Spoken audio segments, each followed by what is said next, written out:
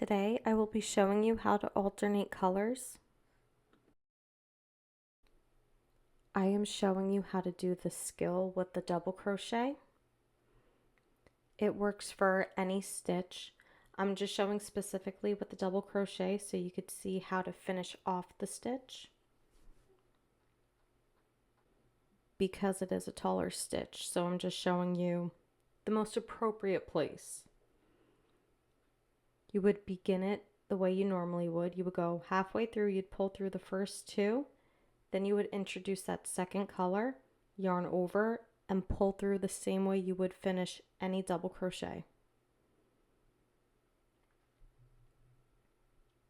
And then that's it. You would move on with your next row. In this case, I chained 2 before I did my first double crochet. So I chained 2, double crochet, and moving on.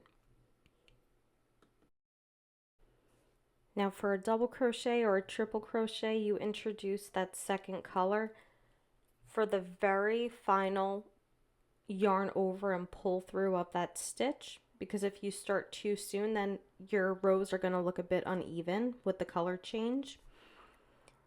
Same goes for a half double crochet. You could introduce that second color for the final yarn over and pull through. If it's a single crochet, then you could start right from the beginning of it. That is mostly preference based, although I do typically introduce my second color for the yarn over and pull through of the final part of the stitch.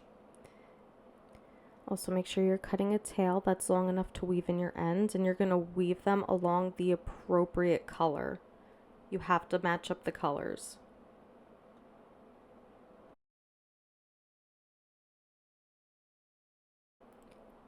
I am going to do another color change just so you have a good feel for it. And remember, the final part of your final stitch of the row, that is where you're going to introduce that other color, that secondary color, for the final yarn over and pull through. It doesn't matter what kind of stitch, but this is a double crochet. So for the final yarn over and pull through, you do that second color.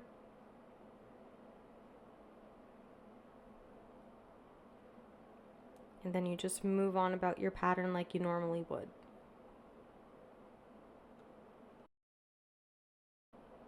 Now I'm just going to go ahead and finish up this row. So if you just stay tuned until the end, you'll be able to see what it looks like once you have a couple of color changes.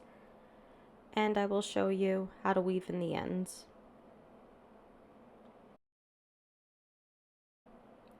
So now we have our striped swatch.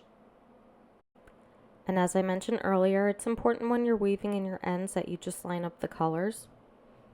So just work up the yellow with the yellow in this case. I will not be getting too into depth with weaving in your ends in this video. If you do need some help, I will be dropping the link to the tutorial in the description below. But just know, when you have more than one color, it is so important to align your colors when you're weaving in your ends. So I'm finishing up this yellow stripe, then I will move on to that blue one. And of course you have to weave in the top and bottoms.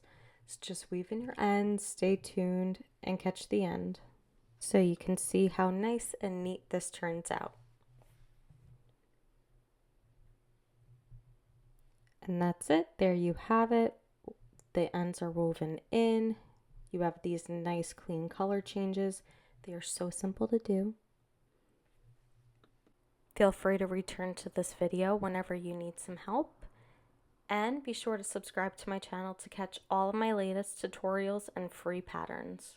Enjoy!